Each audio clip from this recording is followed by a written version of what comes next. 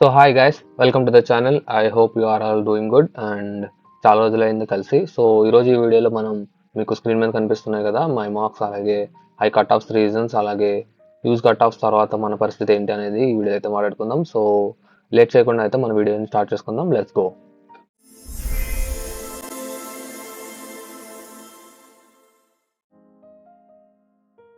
So yeah guys, మీకు screen మీద కనిపిస్తుంది కదా, నా స్క్రీన్ మీకు కనిపిస్తుంది కదా. సో ఇప్పుడు నేను మీకు నా మార్క్స్ అయితే స్క్రీన్ షేర్ చేయబోతున్నాను. సో ఇవి వచ్చేసి నా మార్క్స్. నేను ఆల్రెడీ కామెంట్స్లో అలాగే టెలిగ్రామ్ గ్రూప్లో జాయిన్ అయిన వాళ్ళు ఎవరైనా ఉంటే వాళ్ళకి కూడా నేను చాలాసార్లు చెప్పేశాను. సో నాకు 120 మార్క్స్ అయితే వచ్చాయి. సో అందులో 10 మార్క్స్ నెగిటివ్. సో నెగిటివ్ పోను 110 మార్క్స్ అయితే నాకు CGL 2024లో వచ్చాయి.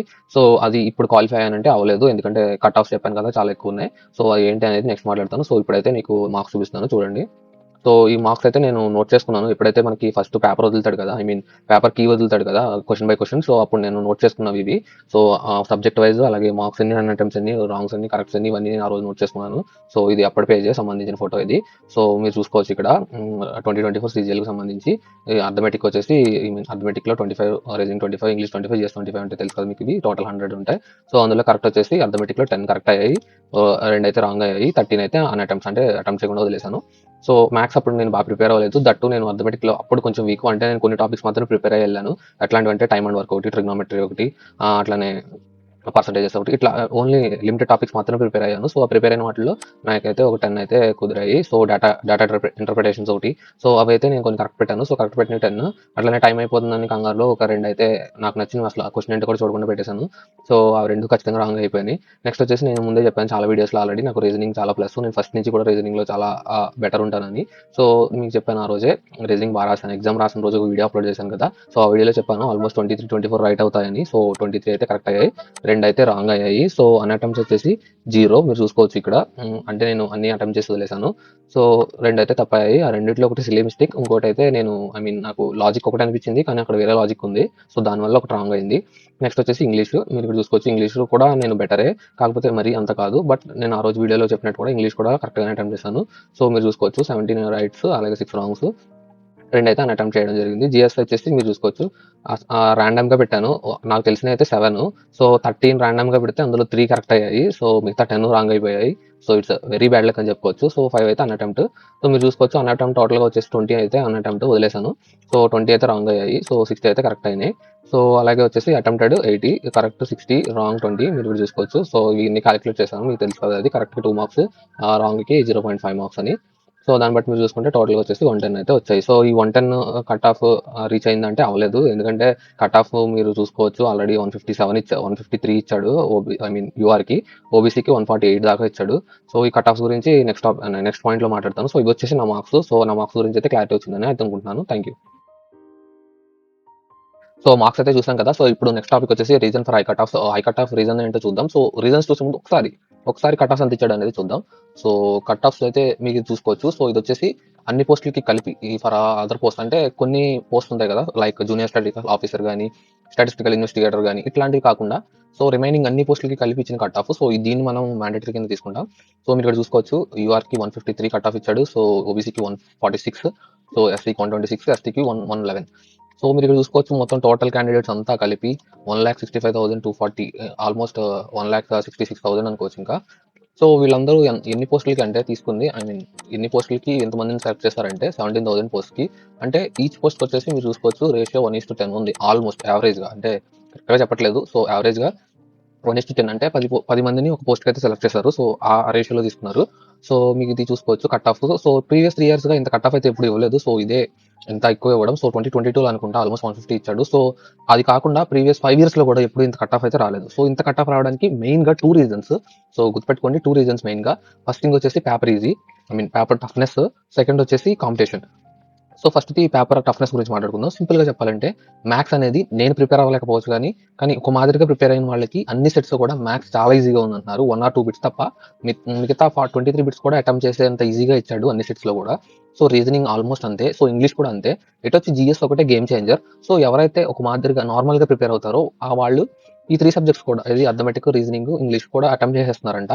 సో నెక్స్ట్ వచ్చేసి ఈ జిఎస్ మాత్రం అక్కడ గేమ్ చేంజర్ అవడం వల్ల సో కొద్దిగా ఎడ్జ్ అటు ఇటులో ఉన్న వాళ్ళు మాత్రం అక్కడ ఫిల్టర్ అవుతున్నారు. సో మిగతా అందరూ కూడా ఆ 3 సబ్జెక్ట్స్ కూడా కంప్లీట్‌గా ప్రిపేర్ అవ్వడంతో ఎక్కువ అటెంప్ట్స్ ఇవ్వడం, ఎక్కువ మార్క్స్ రావడం, ఎక్కువ గెయిన్ చేయడం వల్ల ఆ కట్ ఆఫ్ అమాంతం అంత పెరిగిపోయింది. సో, వాళ్ళు ఫిల్టర్ చేయాలి కదా! మరి వాడు కూడా. వాడు పోస్ట్‌కి తగ్గట్టు ఫిల్టర్ 1:10 అంటే చాలా ఎక్కువ తీశాడు. ఒక్కొక్కసారి 1:5 తీస్తాడు. సో, 1:10 తీశాడంటే చాలా గ్రేట్ అనే చెప్పుకోవచ్చు. సో, అంత తీసినా సరే అంత కట్ ఆఫ్ వచ్చిందంటే ఒకసారి మీరు అర్థం చేసుకోవచ్చు పేపర్ అనేది ఎంత ఈజీగా వచ్చిందో. సో, మార్క్స్ అనేది ఎంత ఈజీగా అయితే చాలా మందికి గెయిన్ చేశారో. సో, సెకండ్ థింగ్ వచ్చేసి నేను చెప్పాను కదా ఇప్పుడే. సెకండ్ థింగ్ ఏంటి? మీకు ఫస్ట్ థింగ్ పేపర్ టఫ్‌నెస్ అని చెప్పాను. సెకండ్ థింగ్ వచ్చేసి ఈ కాంపిటీషన్. ఈ కాంపిటీషన్ ఏంటనేదంటే సో, ఒక ఎగ్జాంపుల్ చెప్తాను చూడండి. సో, ఈ ఇయరే తీసుకుందాం. 1,65,000 మీకు ఇక్కడ కనపడుతుంది కదా స్క్రీన్ మీద. సో, ఈ 1,65,000 17,000 పోస్టులకి. సో, ఈ 17,000 మందిని సెలెక్ట్ చేసుకోగా ఇంకా ఎంతమంది మిగులుతారు మనకి? ఆల్మోస్ట్ 155 మైనస్ 7 155 మైనస్ 7 అంటే 148. 148 అంటే 1,48,000 మంది మళ్ళీ ఫిల్టర్ అయిపోతారు. సో, వాళ్ళందరూ ఏం చేస్తారు? వదిలేస్తారా? వాళ్ళెందుకు వదులుతారు? టైర్ 1 పోయింది. టైర్ 2 టైర్ 1 వచ్చింది. టైర్ 2 పోయింది. అంటే ఇంకా వాళ్ళు జీవితం అయిపోయినట్టేనా? వాళ్ళు మళ్ళీ నెక్స్ట్ ఇయర్ రాసేస్తారు. సో, నెక్స్ట్ ఇయర్ ఈ 1,48,000 అలానే గ్రాడ్యుయేషన్ కంప్లీట్ అయ్యి వచ్చేవాళ్ళు, అలానే 1 ఇయర్‌గా ప్రిపేర్ అవుతున్న వాళ్ళు న్యూ బ్యాచ్ వాళ్ళు వీళ్ళందరూ మళ్ళీ మిక్స్ అవ్వగా దీనికి డబుల్ నంబర్ అవుతుంది. సో, అట్లా యాడ్ ఆన్ అవుతూ, యాడ్ ఆన్ అవుతూ, యాడ్ ఆన్ అవుతూ ఇయర్స్ పాస్ అయ్యే కొంది ఏమవుతుందంటే అన్‌ఎంప్లాయ్‌మెంట్ పెరిగిపోతుంది. సో, ఈ అన్‌ఎంప్లాయ్‌మెంట్ వల్ల ఒక పోస్ట్‌కి నెక్స్ట్ చెప్పలేం 1:15 తీయొచ్చు, 1:20 తీయొచ్చు అట్లా. సో, అలా ఫిల్టర్ అవుతూనే ఉంటారు. ఎంతమందిని ఫిల్టర్ చేయగలిగితే అంతమందిని ఫిల్టర్ చేస్తూనే ఉంటాడు. సో, అట్లా యాడ్ ఆన్ అవ్వడం వల్ల ఏమవుతుందంటే మీకు కాంపిటీషన్ హెవీ ఉంటుంది. హెవీ ఉండడం వల్ల వాడేం చేస్తాడు? వాడి పోస్టులు తక్కువే ఉన్నాయి. ఇంకా తగ్గించాలి కాబట్టి వాడు కూడా తగ్గించేస్తాడు. సో, ఇదొచ్చేసి ఈ మెయిన్ 2 రీజన్స్ అనేది నేను చాలా యూట్యూబ్‌లో రిఫరెన్స్ చేసి అలానే మాకు తెలిసిన వాళ్ళని అడిగి కూడా కనుక్కున్నది ఏంటంటే 2 రీజన్స్ చెప్తున్నారు మాక్సిమం అందరూ కూడా. సో, ఇవొచ్చేసి ఈ హై రీజన్స్‌కి కట్ ఆఫ్. సో, నెక్స్ట్ ఏం చేయాలనేది నెక్స్ట్ టాపిక్‌లో మాట్లాడదాం. సో, నా మార్క్స్ అయితే చూసాం. అలాగే కట్ ఆఫ్స్ అయితే చూసాం. So, what next after this huge cut offs అంటే ఇంత పెద్ద కట్ ఆఫ్స్‌లు చూసిన తర్వాత బేసిక్‌గా ఒక యాస్పిరెంట్‌కి ఎలా అనిపిస్తుందంటే సో, మనం నెక్స్ట్ క్లియర్ చేయగలమా? మన వల్ల అవుతుందా? అసలు మనం చేయగలమా? ఇట్లాంటి డౌట్స్ అయితే ఖచ్చితంగా వస్తాయి. ఎందుకంటే ఇదే కట్ ఆఫ్ నెక్స్ట్ ఇయర్ ఇస్తే నా పరిస్థితి ఏంటి? సో, ఆ తర్వాత ఇచ్చినా ఏంటి పరిస్థితి? సో, ఇట్లా అయితే నా సీజీఎల్ క్లియర్ అవుతుందా అంటే సో, అట్లాంటి డౌట్స్ ఏం పెట్టుకోకండి. ఎందుకంటే ఒక యాస్పిరెంట్‌కి ఎప్పుడు ఉండాల్సింది పాజిటివ్ యాటిట్యూడ్. సో, ఈవెన్ ఒకవేళ నిజంగా వస్తాయని ముందే తెలిసినా సరే నేను దాన్ని క్రాక్ చేయగలను అనే మైండ్ సెట్‌తో అయితే మీరు ముందుకైతే వెళ్ళాలి. సో, అట్లా అయితేనే మనం ఈ గవర్నమెంట్ కాంపిటీషన్‌లో అయితే సర్వైవ్ అవ్వగలం. సో, అంతే కాదు. సో, 150 కట్ ఆఫ్స్ అయితే ఇచ్చాడు. సో, జస్ట్ అస్యూమ్ చేసుకోండి. మీరు 3 సబ్జెక్ట్స్‌లో ప్రో. ఎంత ప్రో అంటే ఎట్లా ఇచ్చినా చేయగలరు. 150 సరిపోతున్నాయి కదా అక్కడే. సో, ఒక సబ్జెక్ట్ మీరు నెగ్లిజెన్స్ చేసినా అది చేయొద్దని చెప్తాను. సో, ఎట్టి పరిస్థితుల్లో చేయొద్దు అట్లా. ఎందుకంటే ఒక సబ్జెక్ట్ మనకి ఎగ్జామ్‌లో కొద్దిగా టఫ్ ఇచ్చాడంటే అది వేరే సబ్జెక్ట్‌లో కవర్ చేయొచ్చు మనం.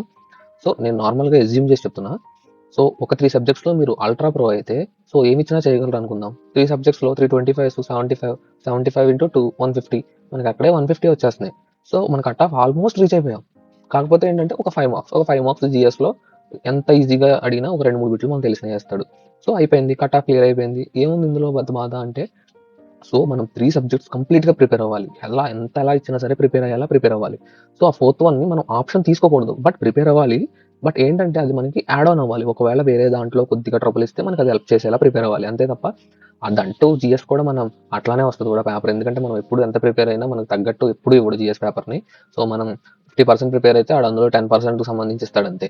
సో, నేను చెప్పేదేంటంటే, మీరు ఎట్టి పరిస్థితుల్లోనూ నెగెటివ్ మైండ్ సెట్‌తో వెళ్ళొద్దు. కట్ ఆఫ్ చూసి అసలు భయపడొద్దు. ఎందుకంటే, ఏమో చెప్పలేం. ఈ కట్ ఆఫ్ అనేది ఈసారి ఉండొచ్చు. Next time తగ్గొచ్చు. తగ్గొచ్చు అంటే పోస్టులు పెరగొచ్చు అని అర్థం.